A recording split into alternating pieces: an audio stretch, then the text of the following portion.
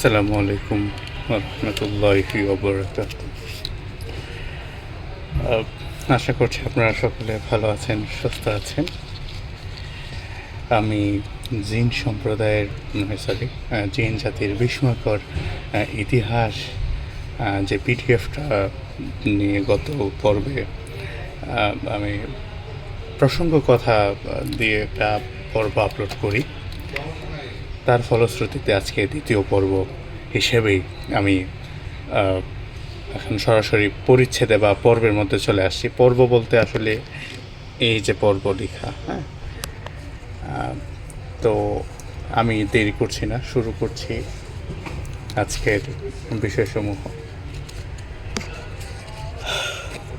জিন সম্প্রদায়ের বিষয়ে হাজারো প্রশ্নের উত্তরমালা। প্রথম পরিচ্ছেদ, জিন জাতির অস্তিত্ব। জিন শব্দের অর্থ ও পরিচিতি। হযরত ইবনে দুরাইদ রহমাতুল্লাহ আলাইহি বলেছেন, জিন জাতি মানুষদের থেকে আলাদা এক সৃষ্টি। জিন শব্দের মোটামুটি অর্থ গুপ্ত, অদৃশ্য, লুকায়িত, আবৃত প্রভৃতি। জিন ও জান বলতে একই জিনিস বোঝালেও জিন হলো জিন্নাত বা জিন জাতির এক বিশেষ প্রজাতি। জিন কারা? হযরত আবু উমার আজ-জাহিদ বলেছেন, জিন্নাত বা জিন জাতির কুকুর ও ইতর শ্রেণীকে বলা হয় জিন। যাকে এখানে একটা জিনিস স্পষ্ট হলো যে এখানে জাতি ভেদে তাদের বিভিন্ন ভাগ আছে, শ্রেণী বিভাগ আছে। তার মধ্যে জিন কারা বলতে গিয়ে জিন্নাত বা জিন জাতির কুকুর ও ইতর শ্রেণীকে বলা হয় জিন। হ্যাঁ, আচ্ছা, যাই হোক। তার পরবর্তী হচ্ছে জান কারা। জিন জান দুইটার মধ্যে একটু পার্থক্য আছে। জান কারা? হযরত জাওহারি বলেছেন, জান হলো জিন জাতির বাপ বা আদি পিতা, অর্থাৎ আবুল জিন। যে জিনিসগুলো একটু মাথায় রাখা দরকার, জিন আর জান। আচ্ছা, জিনকে জিন বলা হয় কেন? হযরত ইবনে আকিল হাম্বালি রহমতুল্লাহ আলাইহি বলেছেন, লুকিয়ে থাকা ও চোখের আড়ালে থাকার কারণে জিনকে জিন বলা হয়। শয়তান কারা? এখানে একের পর এক প্রশ্ন আসতেছে এবং প্রশ্নের সুন্দর ইসলামিক বিভিন্ন জ্ঞানী ব্যক্তিবর্গ থেকে অথবা প্রায় সময় বিভিন্ন হাদিস থেকে এর উত্তরগুলো পেশ করা হয়েছে এখানে। আমি এখানে কোনো প্রকার নিজের থেকে কিছু বলছি না। পিডিএফে বা এই জিন জাতির বিস্ময়কর ইতিহাস বইয়ের মধ্যে যা তোলা হয়েছে তাই সরাসরি আমি বলছি। আচ্ছা, শয়তান কারা? আল্লামা ইবনে আকিল বলেছেন, শয়তানরা হলো এক শ্রেণীর জিন যারা আল্লাহর অবাধ্য এবং এরা অভিশপ্ত ইবলিসের বংশধরদের অন্তর্গত। মারাদাহ কারা? আল্লামা ইবনে আকিলের মতে জিন জাতির মধ্যে যারা অত্যন্ত অবাধ্য ও চূড়ান্ত পর্যায়ের পথভ্রষ্ট তাদেরকে বলা হয় মারাদাহ, জিন জাতির শ্রেণী বিভাগ। হাফিজ ইবনে আব্দুল বার বলেছেন, ভাষা বিশারদদের মতে জিনদের কয়েকটি শ্রেণী রয়েছে, যেমন এক, জিন অর্থ মানে সাধারণ জিন। দুই, আমির, এটা হচ্ছে বহু বচনে উম্মার, মানুষের সাথে থাকে আর কি, আমির। তারপর হচ্ছে 3 নাম্বার হচ্ছে আরওয়াহ, মানে সামনে আসে। 4 নাম্বার শয়তান, উদ্ধত বা অবাধ্য। 5 নাম্বার ইফরিত, যা শয়তানের চাইতেও বিপজ্জনক। এ হচ্ছে জিনের কিছু শ্রেণী বিভাগ। আচ্ছা, জিন জাতির অস্তিত্বের প্রতি সব মুসলমান একমত। শায়েখ তাকিউদ্দিন ইবনে তাইমিয়াহ রহমতুল্লাহ আলাইহি বলেছেন, দলমত নির্বিশেষে মুসলমানদের কেউই জিন জাতির অস্তিত্ব অস্বীকার করেনি। অধিকাংশ কাফিরও জিনদের অস্তিত্ব স্বীকার করে, কেননা জিনদের অস্তিত্ব সম্পর্কে নবী রাসূলদের উক্তি লাগাতারভাবে সকল শ্রেণীর মানুষের কাছে পর্যন্ত পৌঁছেছে, যা খাস নির্বিশেষে সকলের পক্ষে জেনে যাওয়া স্বাভাবিক। কেবল অজ্ঞ দার্শনিকদের নগণ্য এক গোষ্ঠী ছাড়া জিন জাতির অস্তিত্বকে কেউই অস্বীকার করে না। কাদরিয়া ফিরকার অভিমত। কাজী আবু বকর বাকিলানি বলেছেন, কাদরিয়া ফিরকার পুরনো যুগের অধিকাংশ মুরব্বী তো জিন জাতির অস্তিত্ব স্বীকার করতেন, কিন্তু বর্তমানের মুরব্বীরা অস্বীকার করেন। অবশ্য এদের মধ্যে কিছু মানুষ এখনও জিনদের অস্তিত্ব স্বীকার করেন এবং বলেন জিনদের শরীর সূক্ষ্ম হওয়ার কারণে এবং ওদের মধ্যে রশ্মি প্রবাহের জন্য আমরা দেখতে পাই না। আবার ওই ফিরকার কত ব্যক্তির মতে জিনদের দেখা না যাওয়ার কারণ ওদের কোনো রং বা বর্ণ না থাকা, যেমন হাওয়ার কোনো রং নেই বলে দেখা যায় না। প্রমাণসূত্র এখানে অনেক কিছু দিয়েছে, যেগুলা আমি আপাতত শেয়ার করতে গেলে খুব বড় হবে। তবে যদি চান যে প্রমাণসূত্রগুলো একটু উল্লেখ করুন, আমি অবশ্যই পরবর্তী কোনো একটা এপিসোডে অবশ্যই জানিয়ে দেব। আচ্ছা, আমি এই ভিডিওটা আর একটু লম্বা করতে চাচ্ছি।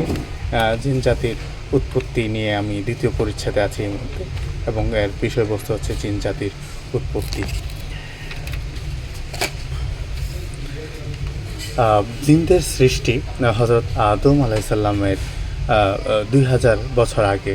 হযরত আবদুল্লাহ বিন উমার বিন খাম রাদিয়াল্লাহু তাআলা আনহু বলেছেন, খুলিকাল জিন্নু ক্বাবলা আদামা বিআলফাই আমি। আচ্ছা, আলফাই আমি, ওকে। জিন জাতিকে সৃষ্টি করা হয়েছে হযরত আদমের 2000 বছর আগে। জিনেরা পৃথিবীতে বসবাস করত মানুষের আগে।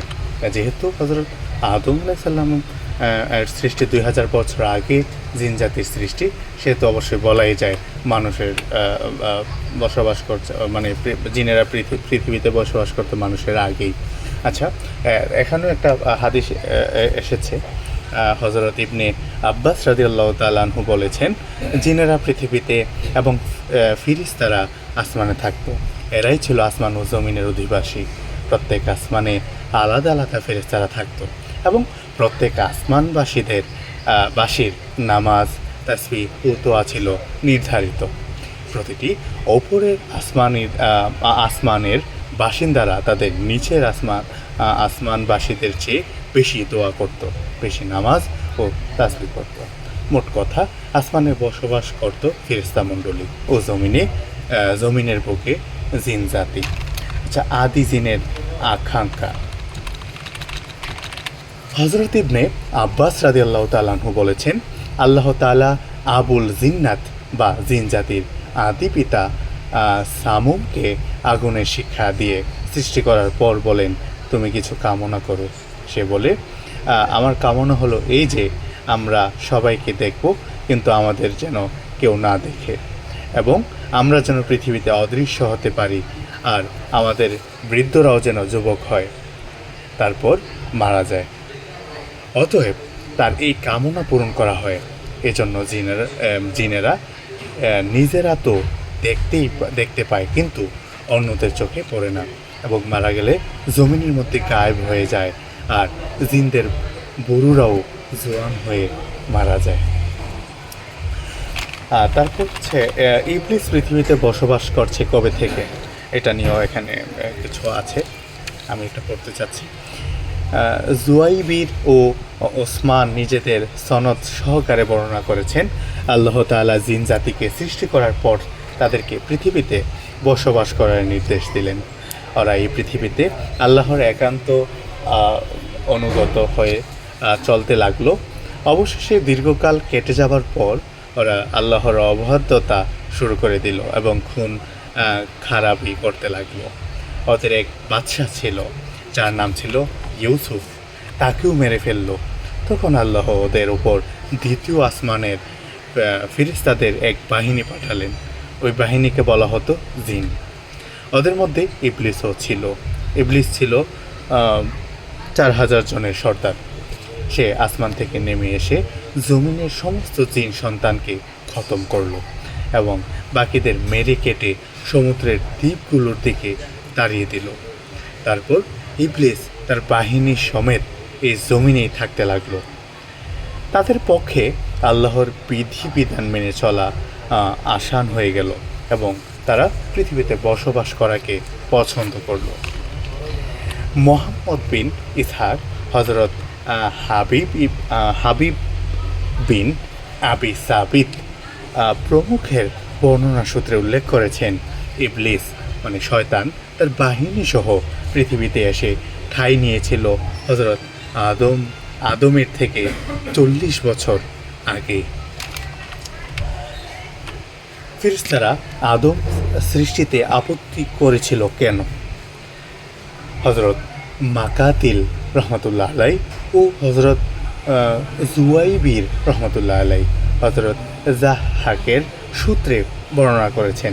হজরত ইবনে আব্বাস রাদিয়াল্লাহু তাআলা আনহু বলেছেন, আল্লাহ তাআলা যখন হজরত আদম আলাইহিসসালামকে সৃষ্টি করার মনস্থ করলেন তখন ফেরেশতাদের বললেন, ইন্নী জাইলুন ফিল আরদি খলিফা, অবশ্যই আমি পৃথিবীতে প্রতিনিধি সৃষ্টি করতে চলেছি। ফেরেশতারা নিবেদন করল, আতাজালু ফিহা মাইয়ুফসিদু ফিহা ওয়া ইয়াসফিকুল দিমা। আচ্ছা, আপনি কি পৃথিবীতে এমন কাউকে সৃষ্টি করবেন যে যেখানে অশান্তি ঘটাবে ও রক্তপাত করবে? হযরত ইবনে আব্বাস রাদিয়াল্লাহু তাআলা আনহু বলেছেন, এই ফেরেশতারা গায়েবের বা ভবিষ্যতের খবর জানত না, বরং তারা আদম সন্তানদের কার্যকলাপের কথা অনুমান করেছিল জিন সন্তানদের কার্যকলাপ দেখে। তাই তারা বলেছিল, আপনি কি পৃথিবীতে তাদের সৃষ্টি করতে চান যারা জিনদের মতো অশান্তি মানে ফাসাদ ঘটাবে এবং জিনদের মতো খুনোখুনি করবে? কেননা জিনেরা তো তাদের এক নবীকেও খুন করেছিল যার নাম ছিল ইউসুফ। হযরত ইবনে আব্বাস রাদিয়াল্লাহু তাআলা আনহু বলেছেন, আল্লাহ তাআলা জিন জাতির প্রতি একজন রাসূল পাঠান যিনি জিন সম্প্রদায়কে নির্দেশ দেন আল্লাহর আনুগত্য করার, তার সাথে অন্য কাউকে শরিক না করার এবং পরস্পর খুনোখুনি বন্ধ করার। কিন্তু যখন জিনেরা আল্লাহর আনুগত্য ছেড়ে দিল এবং খুনোখুনি আরম্ভ করলো তখন ফেরেশতারা বলেছিল, আপনি কি পৃথিবীতে এমন কাউকে সৃষ্টি করবেন যে সেখানে ফাসাদ করবে ও রক্ত বয়াবে? আমি আল্লামা জালালউদ্দিন সৈয়দ রহমতুল্লাহ আলাই বলছি, উল্লেখিত দুটি বর্ণনার সনদ সূত্র জাল। আচ্ছা, আবু হুজাইফা মিথ্যুক কাজ্জাব আমার এখানে উচ্চারণ একটু ঝামেলা হয়েছে। আবু হুজাইফা মিথ্যুক কাজ্জাব এবং জুয়াইবার পরিত্যাজ্য মাতরুক, আর জাহাক রহমতুল্লাহ আলাই হজরত ইবনে আব্বাসের থেকে সরাসরি শুনেননি। অবশ্য হাকিম রহমতুল্লাহ আলাই তার মুস্তাদরকে হজরত ইবনে আব্বাস রাদিয়াল্লাহু তাআলা আনহুর এই অন্য একটি বর্ণনা উল্লেখ করেছেন এবং এটি তিনি সহি বলে স্বীকৃতিও দিয়েছেন। অর্থাৎ আমি উপরে যে দুটা পাঠ পড়েছি বা বর্ণনা করেছি দুটাই নাকি জাল, যেটা আল্লামা জালালউদ্দিন সৈয়দী রহমতুল্লাহ আলাই তিনি স্বয়ং বলেছেন। আচ্ছা, অবশ্য হাকিম রহমতুল্লাহ আলাই তার এটা বলেছি উল্লেখ করেছেন সহি বলে স্বীকৃতিও দিয়েছেন। আচ্ছা, অর্থাৎ হযরত ইবনে আব্বাস রাদিয়াল্লাহু তাআলা আনহু কোরআনের এই আয়াত অংশের ব্যাখ্যা প্রসঙ্গে বলেছেন, আয়াতটি হলো বিসমিল্লাহির রহমানির রহিম, ইন্নী জাইলুন ফিল আরদি খলিফা, মানে হযরত আদম আলাইহিস সালাম সৃষ্টির 2000 বছর আগে পৃথিবীতে বসবাস করত জিন সম্প্রদায়। তারা পৃথিবীতে অশান্তি ছড়ায় এবং রক্তপাত ঘটায়। তখন আল্লাহ পাক একদল ফিরিস্তা বাহিনী পাঠান। সে বাহিনী জিনদের মেরে ধরে সমুদ্রের দ্বীপগুলোই নিয়ে গিয়ে ছেড়ে দেয়।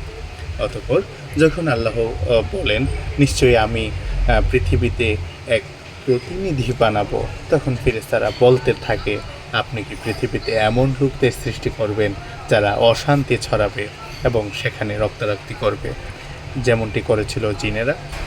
তখন আল্লাহ বলেন নিশ্চয়ই আমি জানি যা তোমরা জানো না। জিন জাতি সৃষ্টি করা হয়েছে কোন দিনে? হযরত আবুল আলিয়ার বর্ণনা, আল্লাহ তাআলা ফেরেশতাদের সৃষ্টি করেছেন বুধবার, জিনদের সৃষ্টি করেছেন বৃহস্পতিবার এবং হযরত আদমকে সৃষ্টি করেছেন শুক্রবার। তার মানে 3 দিনে 3 সম্প্রদায় অথবা 3 আল্লাহর সৃষ্টিকে সৃষ্টি করেছেন। আসলে যাই হোক, এটাতে কী বলা যায় আমি জানি না। 3টা জাতিকে, হ্যাঁ, আল্লাহ তাআলা 3 জাতিকে 3টা দিনে সৃষ্টি করেছেন, যা আমরা এই মুহূর্তে জানতে পারলাম। আমি এর আগে শুনিনি। আচ্ছা, যাই হোক, তবে 6 দিনে পৃথিবীর সৃষ্টি হয়েছে বা বিভিন্ন আসমান জমিন সৃষ্টি করেছেন, এটা আমি এক বর্ণনায় শুনতে পেয়েছি। আচ্ছা, কার আগে কে? এইটা এখানে দেখতে পাচ্ছেন। যাই হোক, আমি পড়ে শোনাচ্ছি। হযরত ইবনে আব্বাস এখানে একটু ঝামেলা। এই যে দেখেন, হযরত ইবনে আব্বাসের রাদিয়াল্লাহু, এটা একটু কেমন যেন শোনায়। এটা এভাবে হতো যে আমার দৃষ্টিকোণ থেকে আর কি, হযরত ইবনে আব্বাস রাদিয়াল্লাহু তাআলা আনহু থেকে বাচনিক এরকমই বলা যেতে পারতো আর কি। যাই হোক, আমি আমার মতো করে বলি। হযরত ইবনে আব্বাস রাদিয়াল্লাহু তাআলা আনহু এর বাচনিকে হযরত ওয়াহাবের বর্ণনায় আল্লাহ তাআলা সৃষ্টি করেছেন জান্নাতকে জাহান্নামের আগে, আপন রহমতকে গজবের আগে, আসমানকে জমিনের আগে, সূর্য ও চাঁদকে নক্ষত্রের আগে, দিনকে রাতের আগে, পানি ভাগকে স্থল ভাগের আগে, সমভূমিকে পাহাড় পর্বতের আগে, ফেরেশতাদেরকে জিনদের আগে, জিন জাতিকে মানব জাতির আগে এবং পুরুষ জাতিকে স্ত্রী জাতির আগে।